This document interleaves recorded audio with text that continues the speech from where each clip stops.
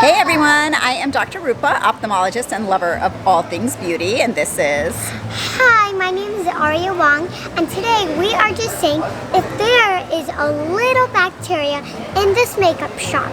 It's just really close, so if you want to keep watching, stick along. Stick along? Stick around. Stick around.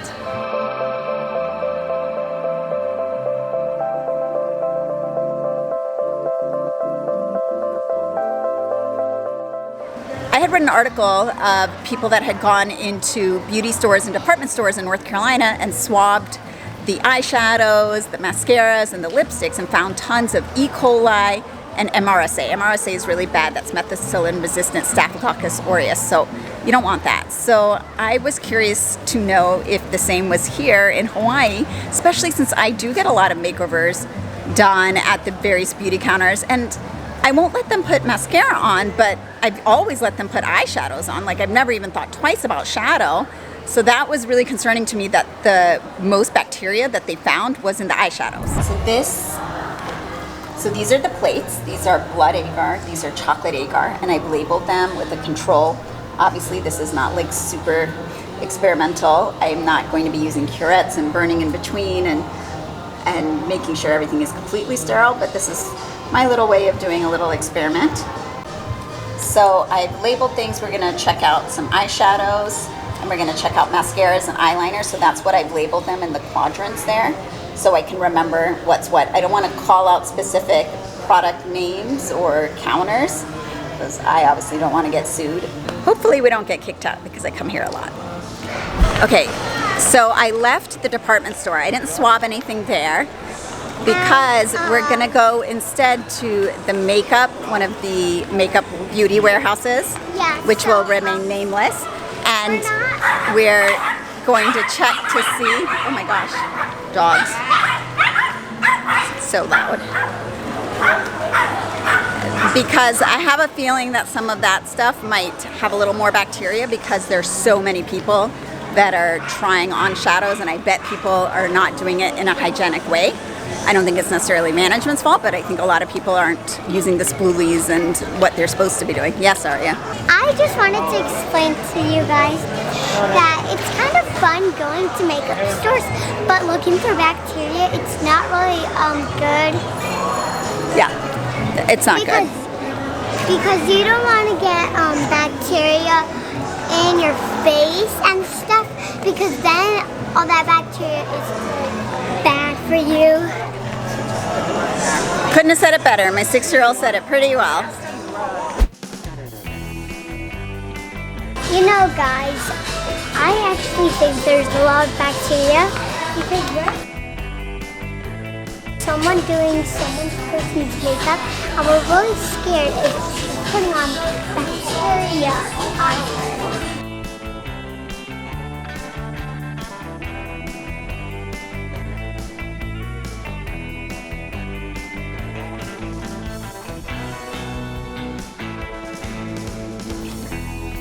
I'm gonna do some mascara next, because I'm pretty sure that's gonna have a lot of stuff, and eyeliner. How does it feel being yourself? How does it feel being myself? It feels good being myself. I like being me.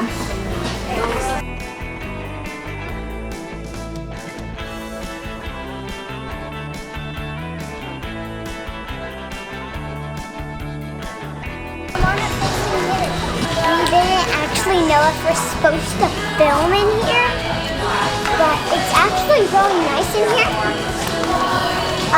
Now that we're done seeing if there's any bacteria, Okay. let's go get boba. And we're close. So we actually ran into someone we knew as we were doing that, which was a little embarrassing. It was like a good friend of Arya's, her mother, and she was so sweet, but I don't think she really knew what we were doing. And then after the fact, I realized they probably have video cameras, so they probably see what I was doing. I mean, I'm not stealing stuff, but I don't know. We'll see. So we're gonna incubate them.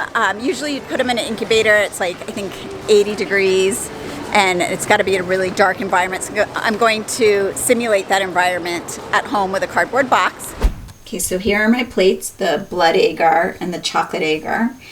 And I'm going to store them upside down so that the condensation from the lid doesn't drip down and interfere with the bacterial colonization. And I'm just putting them in a shoebox. Yes, it's a Manolo Blahnik shoebox because that's what I had. And you typically want to incubate them from about 75 to 85 degrees, which is the temperature here in Hawaii.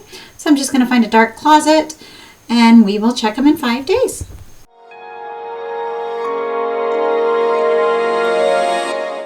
All right, it's been about a week, so I put everything in that shoebox that you saw.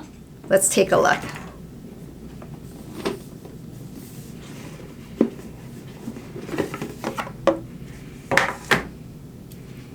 Oh my gosh.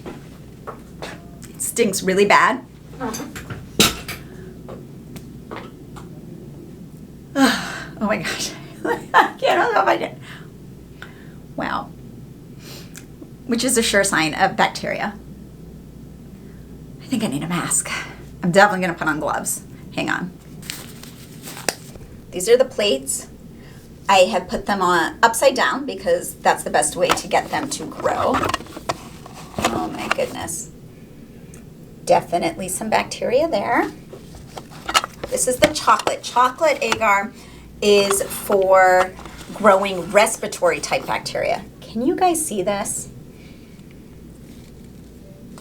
This right here is the control. You see where there's nothing growing right there? That's because it's the control. It's where I didn't put anything. So it tells me that I was actually doing a pretty good experiment for the fact that I was doing it with my daughter and on the slide. Now these two are the blood agar plates. That's why they're red. They have sheep's blood to help grow certain kinds of bacteria.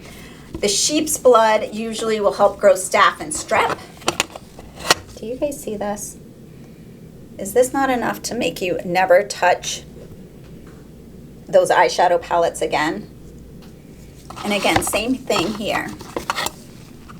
You can see how the spot that I've labeled control is pretty clear because I didn't put anything right here in this little spot. And then I've got shadow 1, shadow number 2, shadow number 3. That is what is on the eyeshadow palettes that you might be touching. Now I know you're using a clean brush because I used a clean brush, but this is still what's on there. Surprisingly, the eyeliner did not grow as much and the mascara hardly at all compared to the eyeshadow. And that's the mascara over there. So really very little for the mascara. The shadows seem to grow the most. So the eyeshadows seem to grow the most bacteria. Here it is again. Again, note the control is right there. All this bacteria growing. And I think that they grow the most because people are touching them with their fingers and then swatching them on their wrist or whatever. So I think people are actually touching the shadows more with their fingertips as opposed to using the sterile brushes that they should be using or the sterile little makeup applicators. Versus like the mascara and the eyeliners, you know, no one's really going to be sticking their finger down there in the mascara tube. So this is pretty good. It's very little in comparison. So I actually think, and let's see, what do I put? I did liner, 2 different types of liner and 2 different types of mascara. So very little bacteria. And this is on the chocolate. So this is stuff that's respiratory, typically Haemophilus influenza. And then this is on the blood agar. This is so gross. Yeah. So the thing is, the makeup artist that's doing your makeup at said beauty counter is washing their hands, they're washing the brushes. Are they actually changing out and giving you a fresh shadow palette? Probably not. And this is what lives on there. I get my makeup done all the time. No longer. Sorry. I hope nobody was eating because this is really gross. So I'm actually gonna try to send these to the laboratory, and if you're interested, comment below and I will do a second follow-up video as to what actually grew on these plates so we can figure it out if you're interested. So I got to play makeup PI, which was a lot of fun. And I know that this is not the most scientific or rigorous experiment that I just did now. It's not going in published literature, but I think it's pretty demonstrative of what's living on there, and just hopefully will give you a little pause before going and swatching out those shadow samples or even the blush samples or even the highlighter on you, because Lord knows we all do it. So just think about this picture right there. Think about what's living in my shoebox right here. My receptionist just told me that she's seen videos of people dumpster diving behind Sephora and department stores to buy makeup that gets tossed out. If you do that, just think about this. This is the makeup that they didn't toss out. Can you imagine what's on the makeup that they do toss out? Please don't do that. It's disgusting. I hope this gives you pause and just makes you not do that anymore. And also, for anyone that loves makeovers as much as I do, bring your own makeup.